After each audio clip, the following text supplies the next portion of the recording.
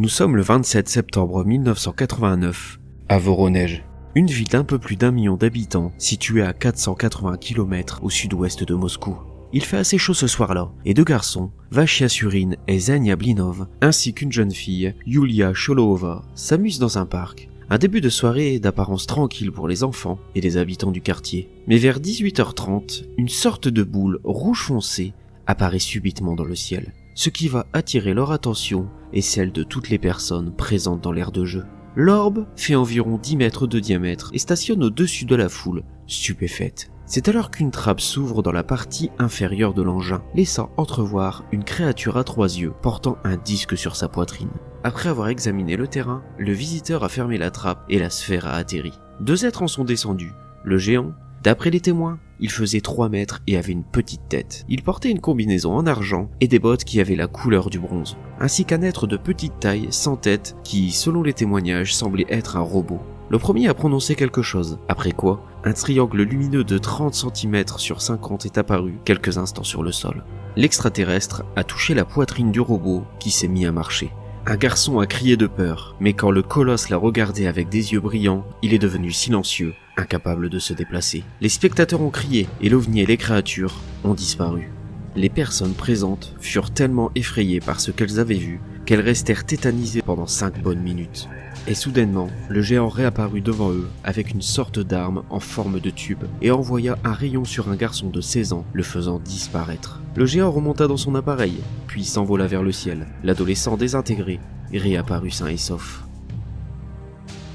L'histoire que je viens de vous raconter est une des versions des faits, car certains témoignages sont un peu différents. Certains témoins affirment avoir vu plusieurs géants, quand d'autres ont simplement vu le vaisseau survoler le parc. Voici quelques témoignages que j'ai pu récolter pendant mes recherches. J'étais pas très loin de la rue principale, au sud du parc. J'ai vu cet objet, volant à une hauteur d'environ 250 mètres. Il est resté à la même altitude, sans aucun déplacement horizontal.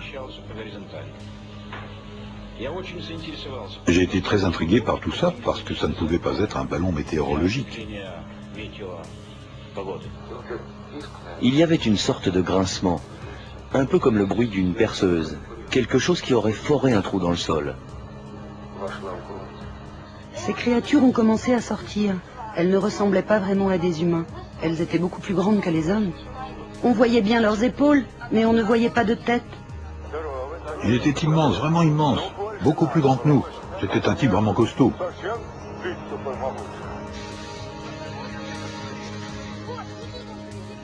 En 1989, Sergueï Makarov était l'un des écoliers qui se trouvait dans le parc de Voronezh.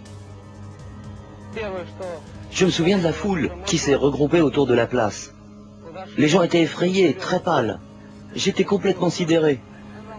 Denis Murzenko était lui aussi l'un des écoliers présents ce jour de septembre 1989. J'ai vu des traces et aussi un homme étrange. Extérieurement, il ressemblait à n'importe quel être humain, mais il était énorme. Un moment après, il a disparu d'un seul coup. Un récit qui semble venir tout droit d'un film de science-fiction. Et pourtant, le 3 octobre 1989, le journal TASS, une des principales agences télégraphiques de l'Union soviétique, publiait un article où l'on pouvait lire ces événements. L'article indiquera aussi que de nombreuses observations eurent lieu plusieurs jours avant l'incident. Le New York Times reprendra l'affaire, ainsi que Ouest France chez nous, le 10 octobre de la même année.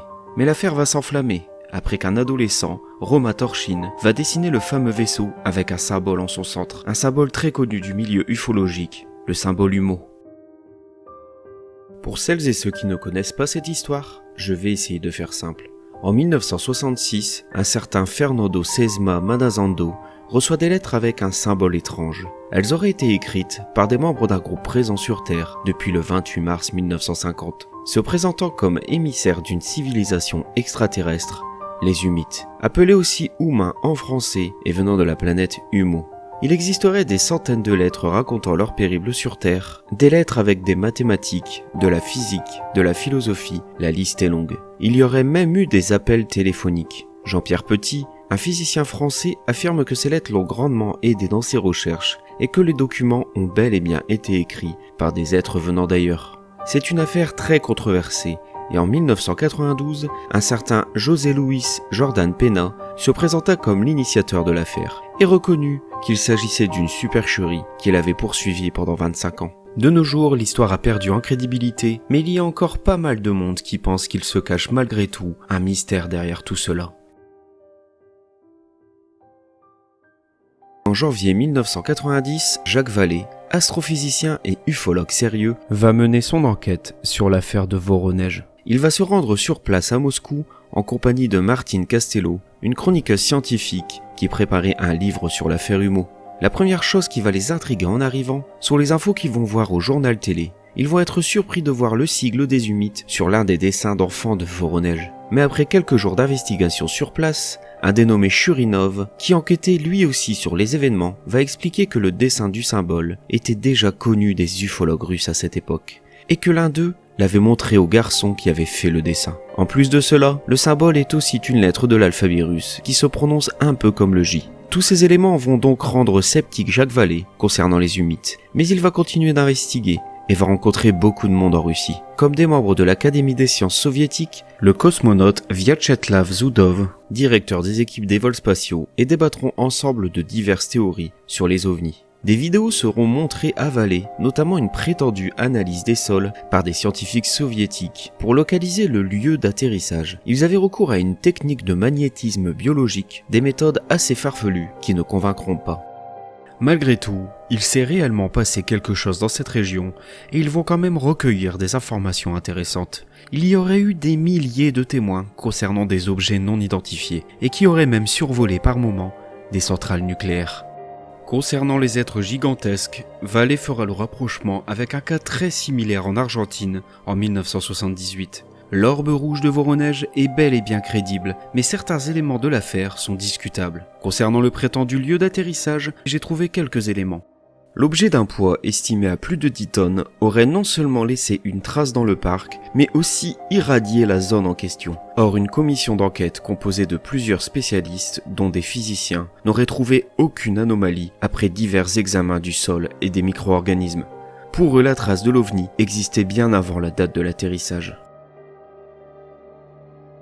Bien entendu, comme d'habitude sur la chaîne, libre à vous de vous faire votre propre opinion sur tout ça. J'ai mis plusieurs liens en description sur ces différentes affaires, ainsi que 2 vidéos sur l'affaire Humeau, une où les personnes avancent des arguments en faveur de la thèse extraterrestre et une autre un peu plus sceptique. Likez la vidéo si vous avez aimé et n'hésitez surtout pas à commenter. Moi je vous dis à très bientôt, portez-vous bien et n'oubliez pas que la réalité n'est qu'une illusion.